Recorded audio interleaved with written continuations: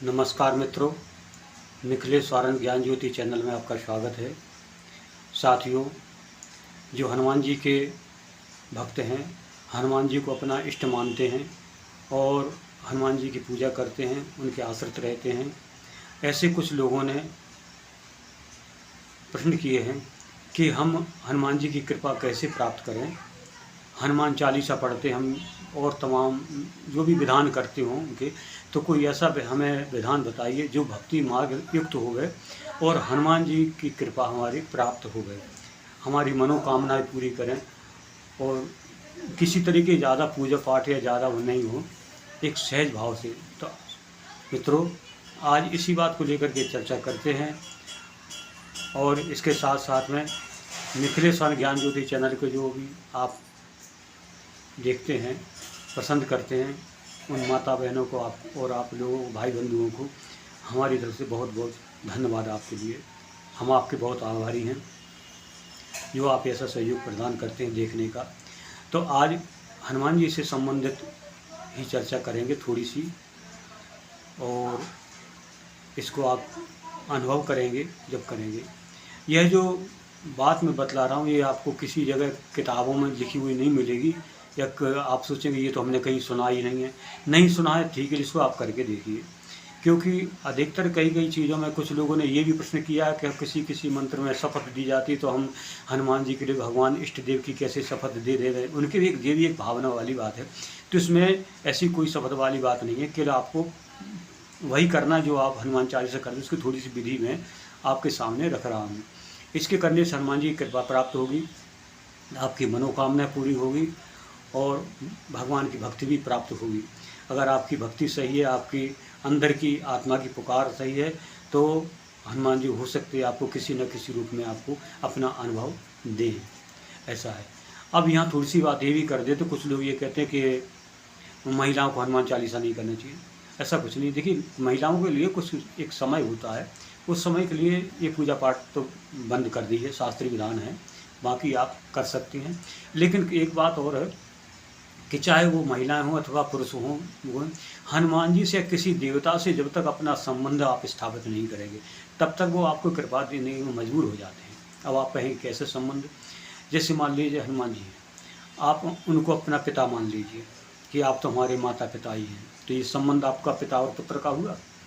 महिलाएं हैं, अपना भाई मान लें हनुमान जी के लिए। कुछ लोग हनुमान जी को अपना बेटा मान लेती हैं, उनकी भावना है, क्या कह सकते हैं भाई, भावना है।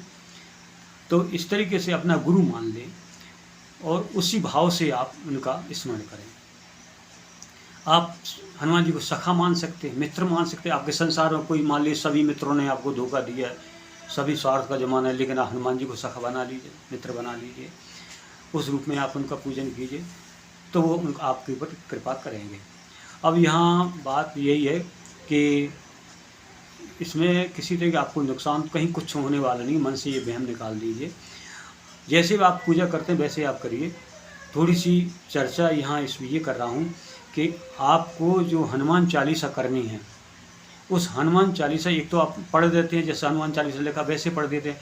यूँ तो हनुमान चालीसा में दो चार चौपाई हैं जिनमें गलत छपा हुआ है, और विद्वान ने उसके ऊपर कहा भी है कि इस तरीके से नहीं, इस तरीके से होना चाहिए। तो अभी मैं उसके ऊपर चर्चा नहीं कर रहा हूँ, और अभी तो मैं ये कह रहा हूँ कि जो हनुमान चालीसा आपके पास है, तो उस हनुमान चालीसा में आपको संपुट जो है लगाना है। और यह संपुट क्या है कि जैसे आप हनुमान चालीसा करते हैं, जो पूजा विधान आपका, पूजा विधान पे नहीं जा रहा हूँ, केवल थोड़ी सी बात कर रहा हूँ कि श्री गुरु चरण सरोज रज निज मन मुकुर सुधार, वर्ण और रघुवर विमल से योद आए फल चार, बुद्धिहीन तन जान के सुमरहु पवन कुमार, बल बुद्धि विद्या देव हुए हरहु कलेश विकार। आपने ये दोहा पढ़ दिया। अब यहाँ से जब आगे आप बढ़ेंगे तो इसमें आपको करना क्या है कि इसमें जो संपुट लगाना वो मैं आपको कराऊँ कि कारण कवन नाथ नहीं आए, जान कुटिल प्रभु मोहि बिसराए। फिर आप पढ़ेंगे जय हनुमान ज्ञान गुण सागर, जय कपीस तिहुँ लोको जागर, रामदूत अतुलित बलधामा, अंजनी पुत्र पवन सुत नामा। फिर वही है कारण कवन नाथ नहीं आए, जान कुटिल प्रभु मोहि बिसराए। इस तरीके से ये संपुट आप लगा करके और चौपाई पढ़ेंगे। केवल संपुट लगाने का है, संपुट है भक्ति भाव के। अब आप कहेंगे ये संपुट कहाँ से है, तो वो भी मैं आपको बतला रहा हूँ। उत्तरकांड के दोहा नंबर 4 के बाद में आप देखेंगे तो ये संपुट आपको मिल जाएगा। ये वहाँ से संपुट है, ये भक्ति के लिए है, भक्ति भाव से संबंधित संपुट है। किसी तरीके हम ये प्रेशर नहीं डाल रहा है इसमें कि हनुमान जी हमारी ये मनोकामना पूरी करो, हनुमान जी हमें ये दे दो, वो दे दो। हम सिर्फ भगवान से प्रार्थना कर रहे हैं, हनुमान जी से, कि मेरे कौन से ऐसे काम गलत हो गए प्रभु, उनको क्षमा कर दीजिए, जो अभी तक आपने मेरी नहीं सुनी, अब तो सुन लीजिए कम से कम।